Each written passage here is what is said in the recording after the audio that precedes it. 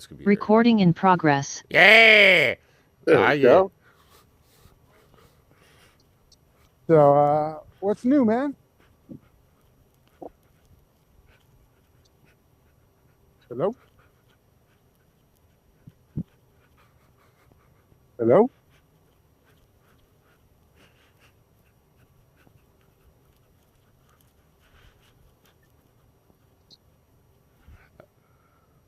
All right.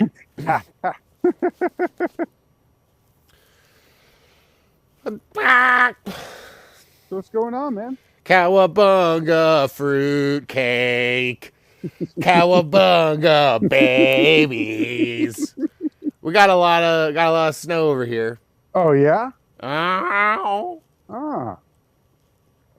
So much snow they got no school. Oh, nice. So Emery's home. Blah blah blah, etc. etc. That's all I got. That's all you got? Yeah, bro.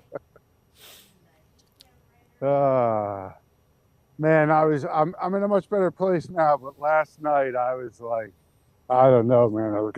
My mind was going to a dark place. Why? What was happening? Yeah, I was wondering what you meant. Yeah, that I could pick up something in your text messages. I thought you might have had a discussion with your dad or something, you know? Like, oh shit, you brought up that Talmud shit. Oh yeah, crap. No, we're fucked. You're fucked, bro. God. He would I'm gonna save that for whenever he does his next, Islamophobic bullshit. Right. I'll just have that ready for him.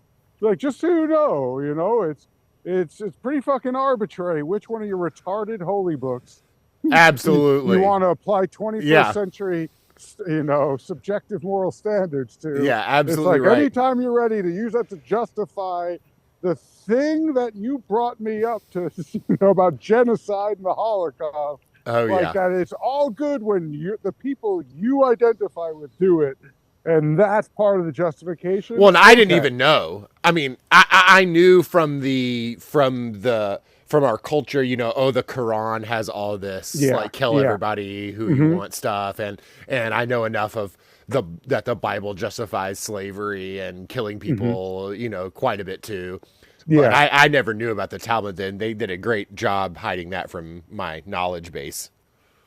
Yeah, I mean, look, you take any book, and then or anything, and then you take it to a different time and place, and they're going to have a lot of problems with it and legitimate problems with it.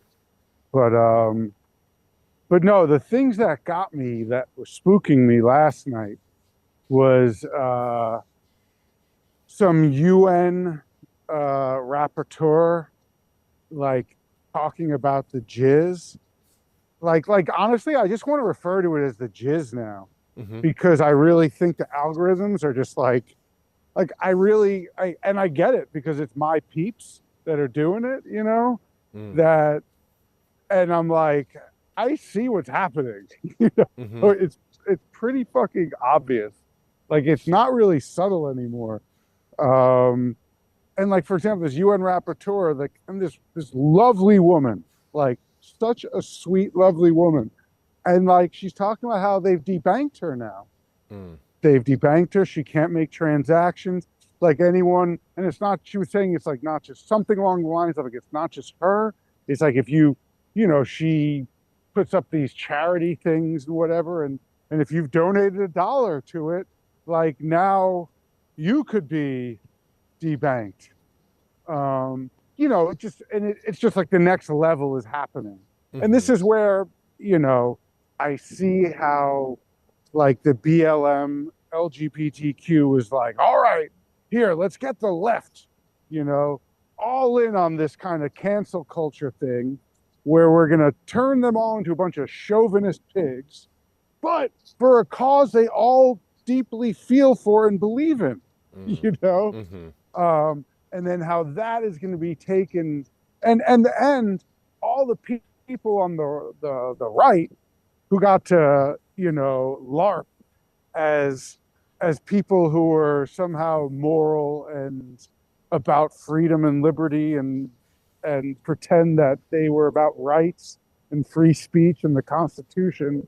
How, when it's the right-wing woke time, then, they throw all that idealism and all that, shit out the window. Mm-hmm. And now it's just like, well, this justifies us doing, doing the thing we've been complaining about, and rightfully so, but it's just so frustrating, and I don't know if you've been, and then I don't know if I saw Max Blumenthal posted something about some of the leaders of the Jizz are basically like, they used to have this like yellow ribbon for the hostages, that they really, really care so much about.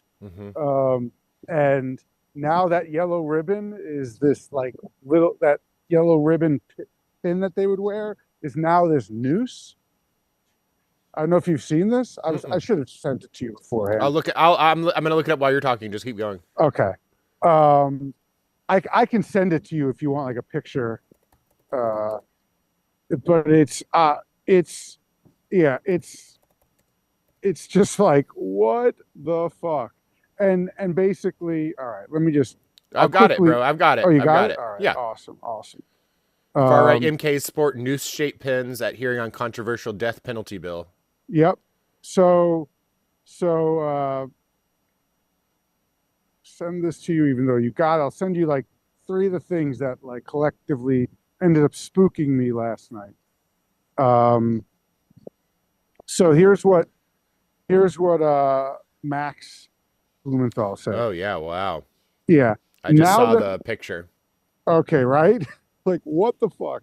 Like, so here's what Max, and again, Max Blumenthal is more like the Noam Chomsky line of approach. Like, he's not into the 9/11 stuff. And you know what? Look, that used to bother me about him, but I'm like, you know what? We all, a baseball team needs, you don't want 9 starting pitchers on the field. You want a pitcher, a catcher, a first baseman, all that shit. And so Max Blumenthal doesn't go into the deep stuff, and he's like, look, I'm not going anywhere that I can't back up what I'm saying with certifiable, proof or evidence. Whereas people like you and I are like, all right, we'll take that stuff into account, but also we're going to go a little further than that. And when something seems pretty fucking obvious, that, we'll be willing to speculate a bit. So Blumenthal says, now that the quote unquote hostages are out of Gaza, the Jizz is replacing the yellow ribbons with a pin that signals its true future intentions to transform its vast archipelago of prison camps into extermination centers. Yeshayahu Leibowitz predicted this decades ago. And I don't know. So that definitely was like, oh shit. Like, they're going there, so it begins, and they're going to start, another thing was the UN person I was telling you about so I just sent you like 3 screenshots. Okay. I'm just reading these articles. Okay. Okay. And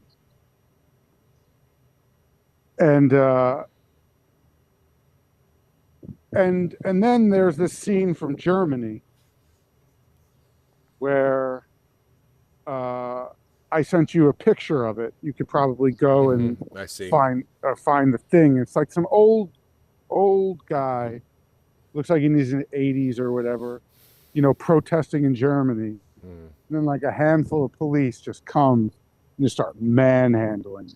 And he has some sign or whatever, shit like that.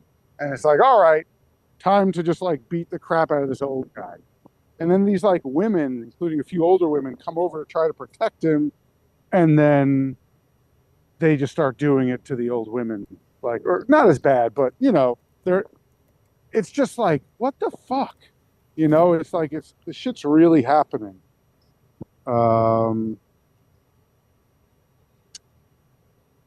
So I don't know. That stuff is just, I don't know. It was just spooking me a bit, feeling like, all right, it's the next phase is starting to happen, And I don't know if you saw that footage of. I should have sent you all these things. Next time, I'll just send you these things so you'll know. And it's like this old guy who's speaking, and BB, at all this jizz rally or some conference of the jizz, and Netanyahu's there, and basically, he's basically saying like, we're gonna have Christians all around the world being ambassadors for us, and it's just like laying out part of the, just of like how they're all gonna just, be ambassadors for us and our aims in the countries that they live in, which is like whatever. They do this obviously pretty much in plain sight, but I don't know. I'm like so disgusted by it, and I'm just feeling like shit. Like they're really starting to take it to the next level. Like I don't know if you heard about like the Tim Pool, Candace Owens shit now. No, I know. I'm following Candace Owens a little bit more now these days. Although I've switched a little bit more to Ian Carroll now because he kind of encapsulates a lot of that stuff so far as it goes. But what's the Tim Pool thing? So I don't know if you know this, but like a few months back, I heard about this from Kim Iverson, who I'm a fan of, and she basically called out how Tim Pool had some sort of like Chatham House rules meeting with Netanyahu and a bunch of other like kind of conservative influencers, what Chatham House basically means, it's like behind closed doors. They can openly debate within that, but then they're gonna kind of be mum's the word about it publicly. Right, of course. You mean the way real business is done? Yeah, no, exactly. Yeah, it should come as no real fucking yeah, sorry.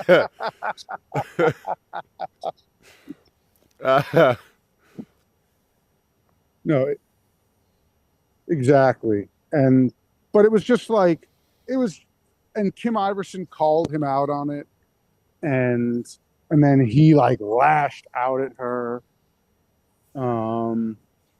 And now, so I'm just saying, like, I'm just bringing that up. To me, I think that's relevant context to what's going on with Candace, because I think, like the whole $7,000 a post or whatever, like, look, this is just how the world works. Right.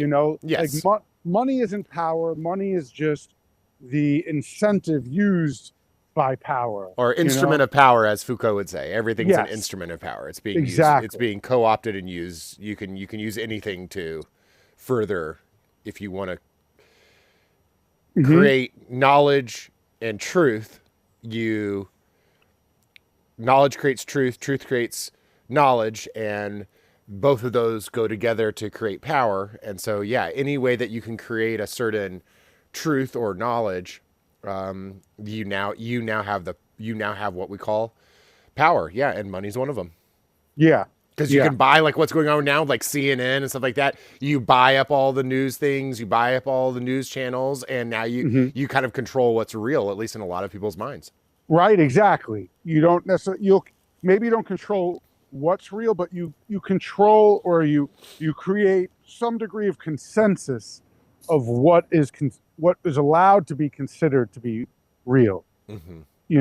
Basically something like manufacturing consent, like Chomsky says, that basically, you can't control what everyone thinks, but what they try their best to do is create a certain space where within those parameters of that space, that is the permissible discourse, and anything out of it is just shunned. Right. So conspiracy theory. Yeah, exactly. So that is clearly what's going on with perceptions of the jizz, and they've clearly lost control of the narrative and don't know what to do about it. And it seems like to some extent they're in panic mode about besides just kill people, besides just keep using the kill people button, which you don't want to only use that button. You want to exactly. You don't want your only tool to be a hammer, right? Yeah, you need some soft power, and so where's in the UK or somewhere in Europe now they're like, now it's like people under 16 can't have a social media account. Which on some level, most people are like, good, like social media is fucking toxic.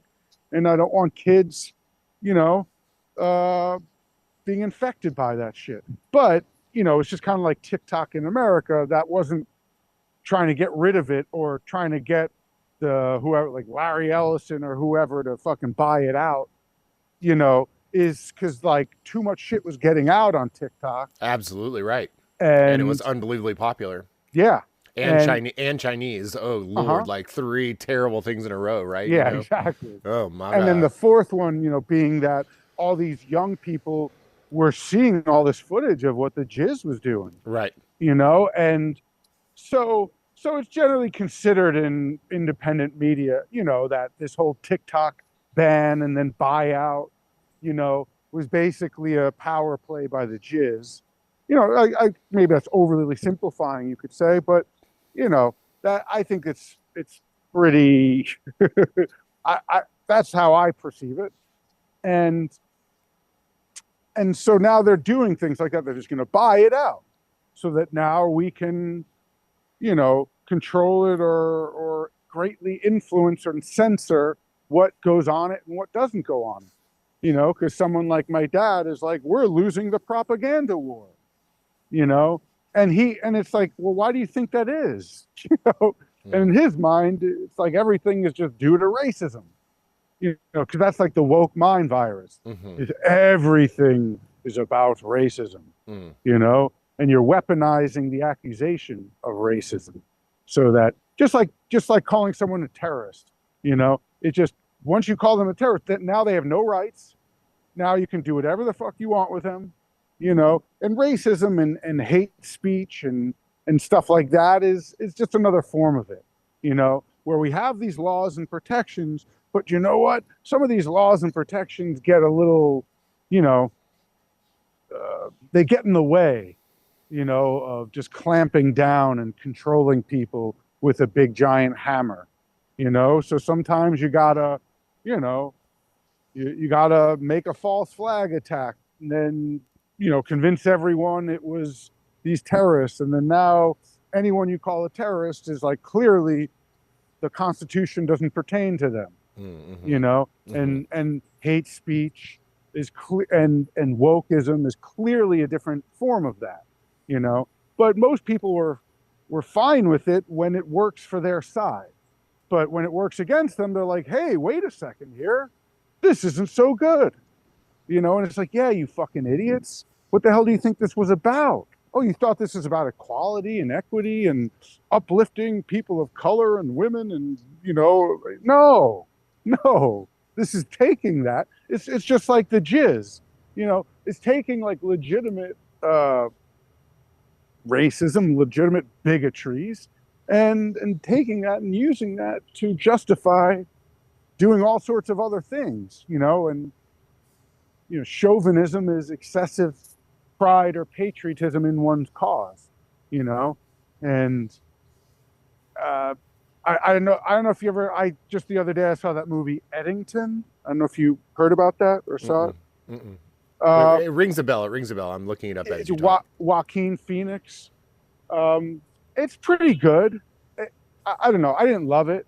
It was like an A24. Oh, I really like Ari Aster though. I like his movies, so I'll definitely be checking it out. Okay. Yeah. No. There's the stuff, because it basically takes place during COVID, and it's like it ends up just spinning out into some, I don't know. It reminded me in some ways of that movie Adaptation, where it started off very good and very interesting, and then all of a sudden it's just like morphs into just a very conventional action thriller. Yeah. And it's like, what the hell? This was this thought-provoking, interesting thing, and now all of a sudden it's like full of action and whatever, and just became very typical. Yeah.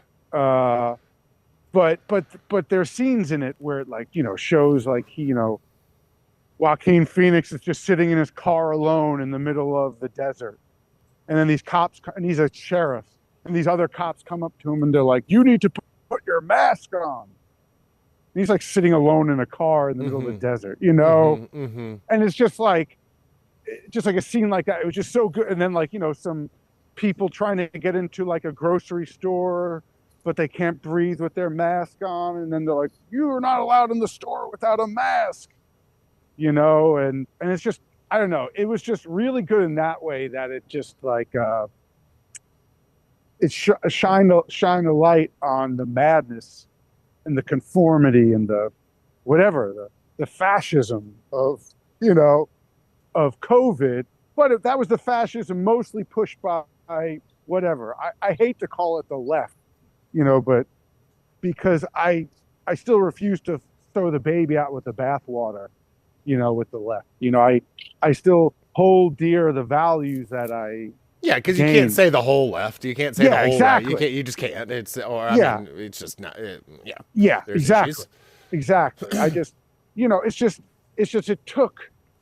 just took the people that were supposed to be the defenders of rights and civil liberties and things like that, and then turn them into the SS. It turned them into, you need to wear your mask, and and of course, ironically, now the SS does wear masks.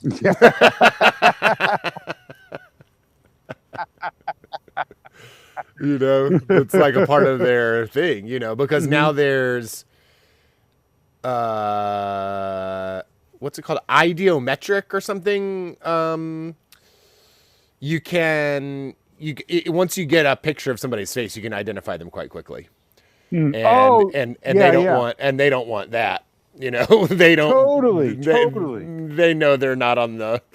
Yeah. They don't want that.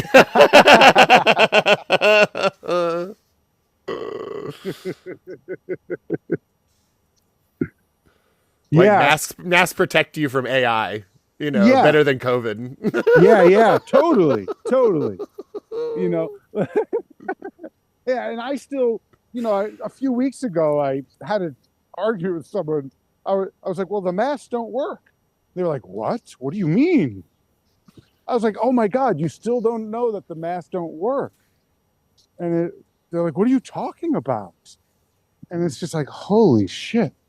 Like, how did you take liberal people and then turn them into the most conservative people? But they don't think they're conservative because whatever, they have like a rainbow flag in their yard or something. Right. And it's like my dad, he thinks the Nazis are all about wearing like a swastika. Like if you're not wearing a swastika, then you can't be a Nazi. Oh, yeah. And it's like, oh, this is part of the magic trick. Yes. It's not about. Well, that's identity politics, right? You just need the sign in your yard or not, and that tells you everything. Exactly. And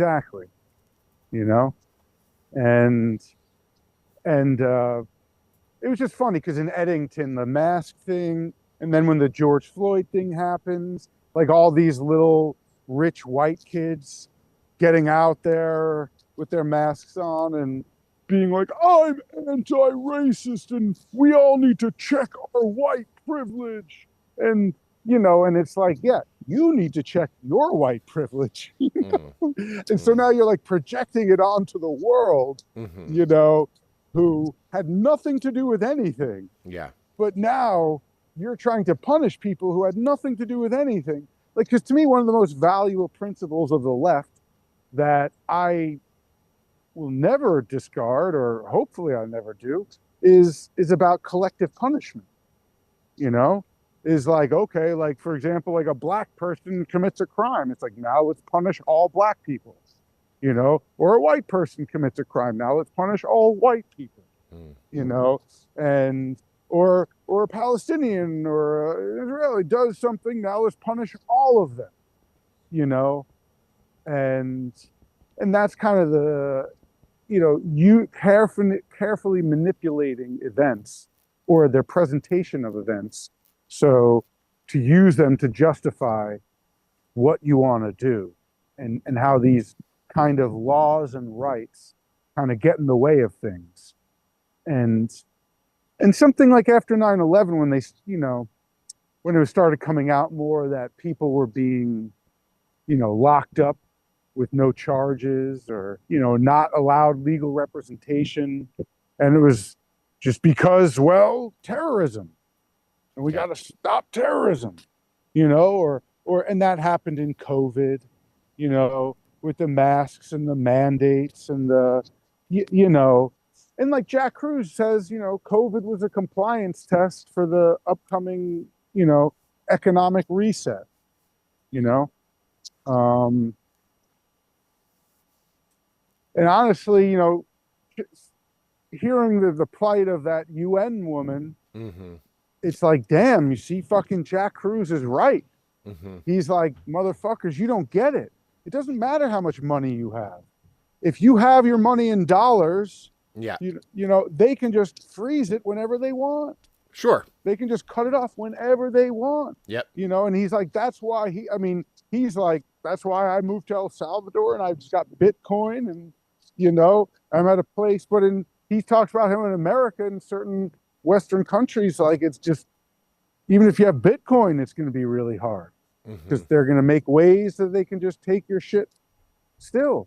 Yes. You know, and freeze your stuff. And that's the type of thing that I guess is bone chilling to me, is it's the mess, or like that guy who got sued by Kash Patel for $5 million, you know? Right. Like, it's sending this chilling effect that it's like, no, we're coming for all of you. And either all of you better be silent, or, you know, not put up a fight, and then you will be allowed to more or less live your lives, you know?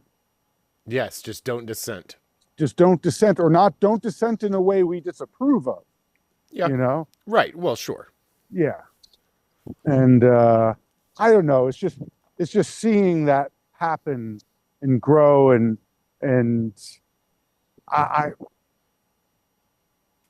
it's just upsetting, you know, to see that go to such a place where I don't know. Hopefully it doesn't end there. You know, hopefully that side doesn't win, but I don't see how they lose, and I don't know. And I hope I'm wrong on that. You know? Yeah. And while someone like Jack Cruz might not be the nicest guy sometimes, it's like, at least he's laying out, you know, some options for people of what they can do. You know, and that's like his big criticism of whatever, like the Whitney Webbs or the Catherine Austin Fitts, is, you know, he's like, what's their plan? He's like, I don't hear them having a plan. You know? Yeah, they have belief or hope in the status quo, I guess. Or they're like, hey, you have to stop supporting, you know, like, stop investing in the stock market. Stop investing in all these things, you know, take your money out of the big banks, you know, all these things, which, right, it's like, all right, I hear you, but it's like, you know, it's just tricky, you know, because you know that this inflation thing is just going to keep on happening, and it's going to, at some point, it's going to go crazy. So it's like, those who don't invest well and guard their shit well, they're just going to have nothing, because eventually, it's like, I've got $5 million, I'm all good. It's like, yeah, just give it enough time. That $5 million is going to be like having, like, you know, whatever, 50 grand, you know, which is still better than. Well, if they allow you to take the money out. If they allow you to take the money out. Exactly. Like, who says they're not going to just Venezuela you and just seize all your gold, or due to what they're doing to Russia, and then we're just going to seize your assets, and then send those seized assets to Ukraine, or to fund more weapons and shit in Ukraine. Or like, do you know Mickey Mace, the professional gambler? No. I think you'd love that guy. I think he's a brilliant. You wouldn't tell by looking at him, and that's kind of, I think, or the trick. Yeah, possibly so. But he is a extraordinarily intelligent guy. Once you listen to him and talk for 2 or 3 minutes, you'll go, "Oh, okay, wow, all right, I'm listening to a really brilliant person." Like, wow, yeah. He talks about a few times winning big against the casinos, and that they have people that they hire that their job is to retrieve the money once you leave the casino with the money in your car. Yeah. Here's your payout. Bye.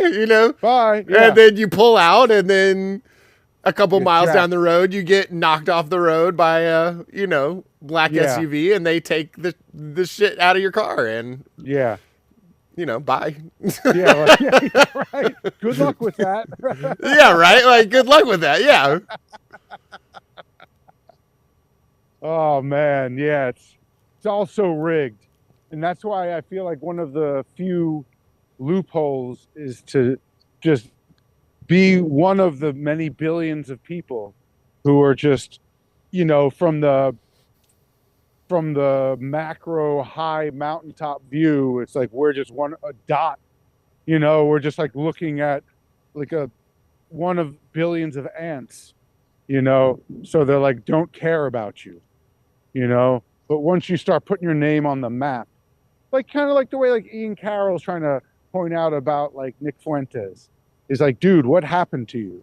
Like, who flipped you? Well, and we're doing that too, We're throwing our hat in the, like our last podcast got 10 views in a week. God help those 10 people, like.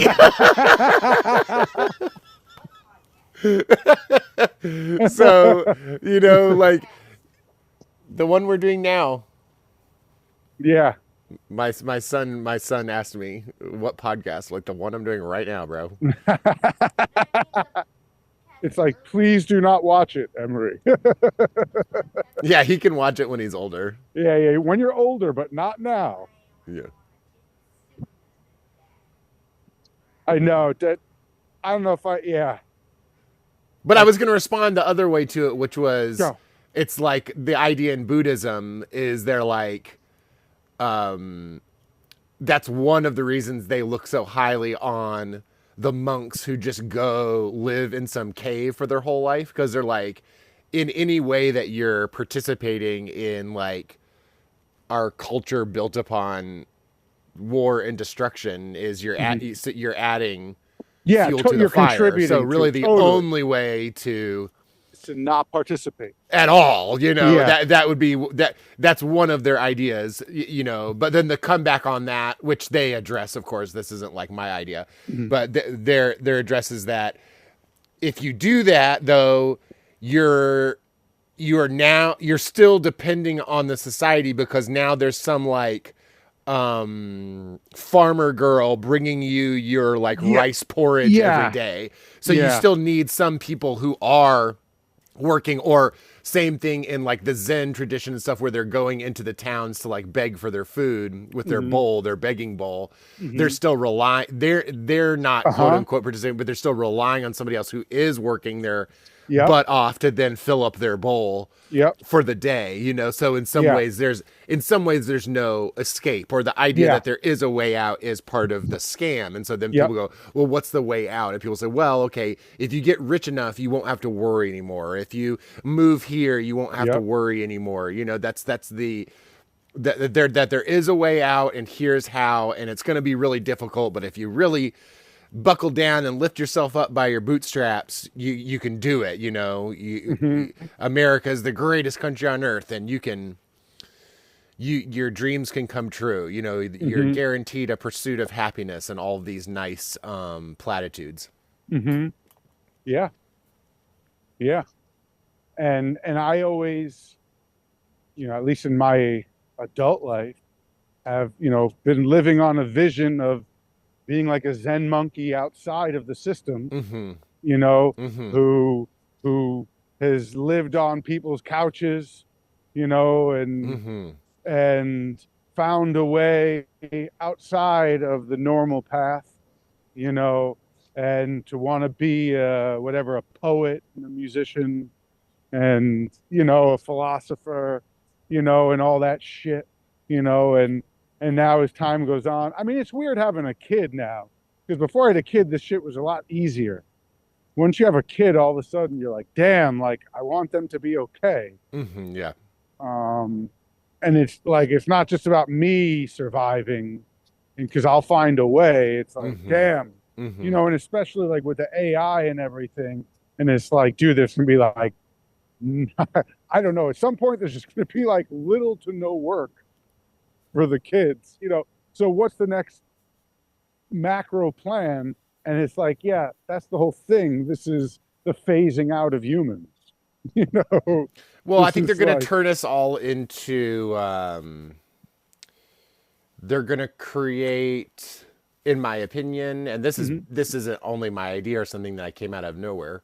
I remember the first thing that put this seed in my mind was an interview with Vlad Tenev, okay, the guy who runs Robinhood, okay, which you can already see one of the main reasons they have become so popular is they've gamified investing. I don't know if you've ever used that app or seen it or anything. I It's haven't. I've beautiful. seen it, yeah. It's amazing. Okay. It's great. They only keep making it better and better and adding other features. They're getting ready to go into the prediction market. And so I think poly market, investing in crypto, investing in stocks, investing in decisions, sports betting, that's going to be the way that people are going. Basically, he said that because AI is going to take everyone's jobs, it's going to push a lot of young people and people looking for jobs into investing, because it's going to be the only way Only thing to that you make can money. make money is betting, because it's gambling. Okay, it's a casino, right? Yeah, it's casino. And so I think that has enough of a dystopian feel to me. That reminds me enough of like the Fifth Element and stuff like that. That it seems like, yeah, I can see that. I can see that would be very.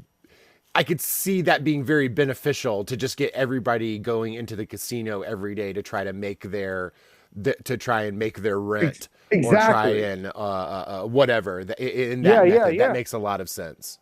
Which is what Jack Cruz talks about with Vegas and the mob. And that Exactly. The mob No, and that was another thing that it was a few different things kind of coming together in my mind, and that was one of them also, because that was right around the same time where I was listening to him talk about the creation of Vegas. Yep. Yeah, right. And how like Meyer Lansky went around and said, because it's human behavior. You're modifying, you're psyoping, you're utilizing human behavior, not to create super soldiers. You're creating super gamblers. Yeah, people who are addicts. Yeah, people who are addicted. And it's money, so we all are, right? I mean, or 99% of people, right? It's like that. There's so many scientific studies where like you're like, here, do this test, and people like do it and they get like 50%, and then you're like, here, do this test, and if you do well, I'll pay you $100, and suddenly they're like scoring 90%. It's like, oh, you just weren't trying before. Like this whole money thing really changes human behavior. Like, wow. Yeah. No, totally. And it's like the Pokemon Go kind of thing. Absolutely. Or I remember and that's just like collectibles. That's not even straight up money, right? People weren't hunting down money. They were hunting down a character or a collectible or a feeling, in that case, maybe even more, which is going to be the same feeling as hitting a jackpot, right? It's like, yes, right. I got the prize. I got the plushie, out of the hook machine or something, It's a great feeling. Yeah. So it's like, hey, you got your money's worth, you got the reward, and now you feel excited, and now you're going to. And you can do it again tomorrow. It's not just a one-time thing. You can do it again tomorrow. Yeah. And how do you keep them from leaving the casino? And that's when Jack Cruz talks about, Lansky and the mob asking, so why do you guys, it seems like you guys come here and then like late afternoon, evening, you guys leave and don't come back. And it's like, well, because eventually we get hungry. We get hungry, right? Yeah. And he's like, all right, so we'll bring food into the casino and we'll start doing these all-you-can-eat buffets and shit like that. And then we'll black out the windows and then we'll put in the slot machines with blue light, Well, and now this is the casino right here. Yeah, no, the world. They're so making you can go anywhere you want and still bet. Yeah. Or invest. And I remember, same thing. Yeah, and I remember. I feel it was like when me and Maria came to visit you a handful of years ago, or however many years ago, and I played you guys that video. It was basically talking about the gamification of everything. And I remember at first you were kind of like, I don't know. But then as it went on, you were like, actually, this is really good. And it was basically laying this all out, how they're just going to make everything a game. Yeah. And because then it's like fun. It's not like you're working, you're just playing and having fun. Yeah. That's why it's, what they're going for is more Brave New World than 1984. They're going to just try to pleasure you to submission and passivity, and have the boot to step on the face of humanity, just in case, you don't go along with it. Right. Sure. Or they just, kind of like that guy, Aaron Russo, the guy who was like produced that movie great movie Trading Places, that he gave that interview to like Alex Jones years ago, where he says he became friends with one of the Rockefellers and who tried to recruit him. And that, and the guy in the Rockefeller was telling him, basically told him about 9/11 before 9/11 happened. And then one day he was like, hey, I'm hearing that you guys do all this crazy evil stuff, your family. And it's like, I don't understand why. You have all the money in the world. Like, why are you doing this? You have all the money in the world. Like, what do you need more for?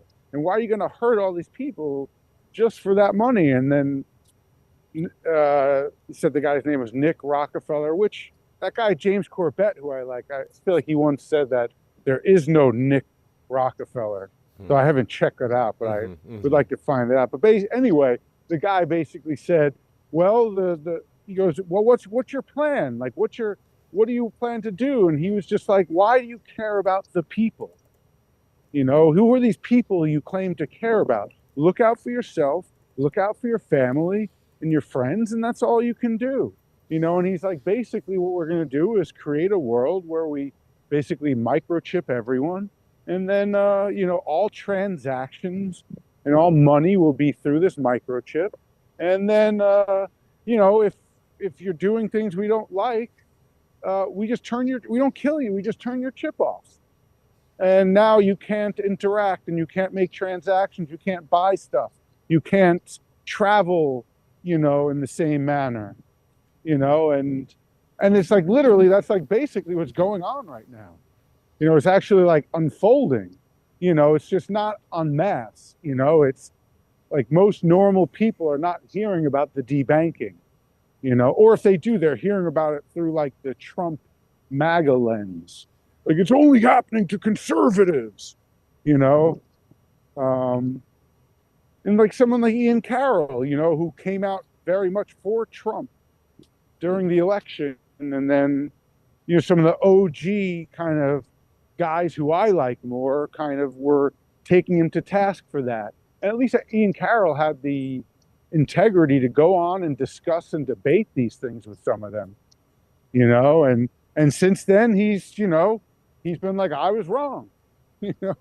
I thought Trump would be different, and he's not. Yeah, I just looked up, there's all this new stuff about who that guy was, and that it was, seems like probably some kind of Russian Soviet spy. They still don't even know what his original name was. But the Nicholas Rockefeller guy? Yeah, real name, Spyro Pavlovich III, at least that's what. Nicholas Pavlovich's life. This is really interesting. I mean, this is really recent stuff too. Interesting. That's interesting. I gotta go in a second. Okay. Did we? I was hoping to. I wanted to rep for Itzhak Bentov, just for people to check him out. He's the guy who wrote the consciousness book I was talking about, the pendulum book that was just absolutely game changing, amazing. He kind of looks at how consciousness, two things, how consciousness and the quantum world interact, and then the idea that everything is a resonant system, that everything is going whom whom whom, everything is going whom whom whom, and that the important thing about the whom is when it changes direction, that as it gets bigger and then starts to slow down and then stops and then goes back, and then it starts to compress, and then it reaches its compression that it's going to go to, and then it stops and then starts to expand again. And that the changes, the times when it changes WOMs, when it changes from going big and then changes to going small and then goes small and then changes, it goes back to being big, as really, really important. Right. So which is basically, which to me sounds kind of like, if a person were to somehow just be put on a planet on Earth one day, and then they notice all of a sudden, wow, it's getting light out. And then it's like a little bit later, it's like, now it's very bright, and that lasts, and then at some point they realize, wow, it's getting darker out. Yes. It's like there are these cycles that happen. Yes. Everything is a resonant system. Everything.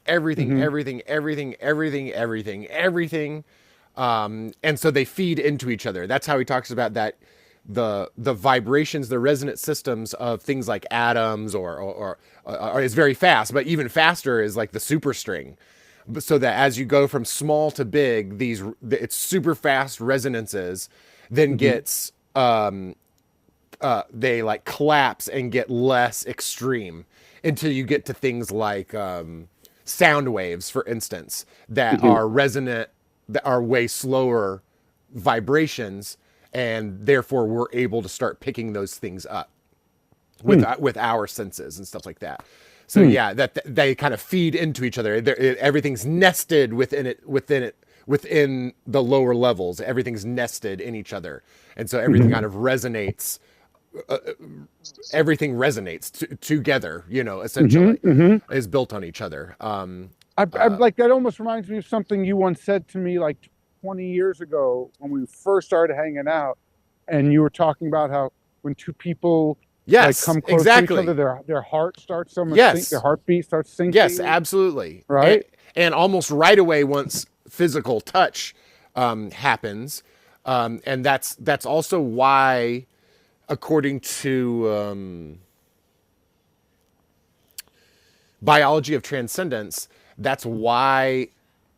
So if you take two heart cells, so you take a piece of heart or the heart or something like that, and it's beating, and you take a cell away from it, at a certain distance, the cell that you've separated will stop beating, but then as you bring it closer, it'll start to beat again. So it is about how close it is to it, and that's why the mom holds the baby the way that it does for breastfeeding and stuff, because it puts the baby's heart and the mom's heart almost about as close as you could possibly get biologically. And that I can't remember the scientist guy. He's talking about that the beating of the heart sends a compression wave through our system, and that our cells and certain things use that compression wave to do work. That beating, that boom, boom, boom, that wave of sound, of energy, is being used by our cells to do work. It's able to harvest that energy and use that energy to move things around. And then maybe we do retired vet and call it here. Have you seen this before? It's 2 minutes, 2.5 minutes, and maybe we do this one. Have you seen this? It's just so excellent. Let me see. Retired vet lays it all out. I don't think I have. Okay, let me see. I'm going to hit play and just make sure you can. Oh, wait. Let me get. Wait. Give me 1 minute. Okay. Okay. I want to make sure you can hear this. Can you hear this? Here we go. Let's hear. Okay. Can you hear that? No, I can't. Well, let me see if you can like just hear. Okay. Ian Carroll. No, I can't. Huh. Okay, let me stop sharing and then reshare. Share sound. Optimize video sharing. Share.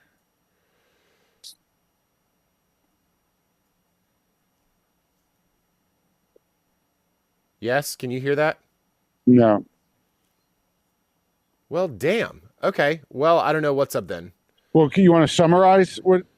No, his delivery is part of what's amazing. This guy, he's basically just saying send it to me, and I'll watch it right after. And yeah, he's basically just saying they're asking this retired veteran like why he joined like the armed forces, and he's basically like, oh, because my family was poor, and like, you know, they offer all this stuff, and that's why, you know. And it's just he's just so well said and straight to the point and stuff. Just awesome.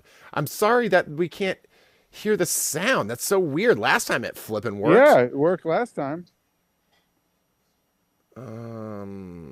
Yeah, here's the false Rockefeller, unraveling the life of an elite imposter, which just came out this year too. There was a number of different news things about this. Anyway, okay. I'll send you that link, and then I don't know what went wrong with the sound thing. That sucks. I wonder when I watch it back if there will be sound on the video. That's what I'll look and see what happened there. You know, maybe next time before we do this, we can test it beforehand. Yeah, for sure. Okay, cool. Well, awesome talking with you. Yeah, great talking to you, man. Talk to you next week time. From today, yeah. Okay, cool. Awesome, man. Okay, bye. Later, Dogon. Later.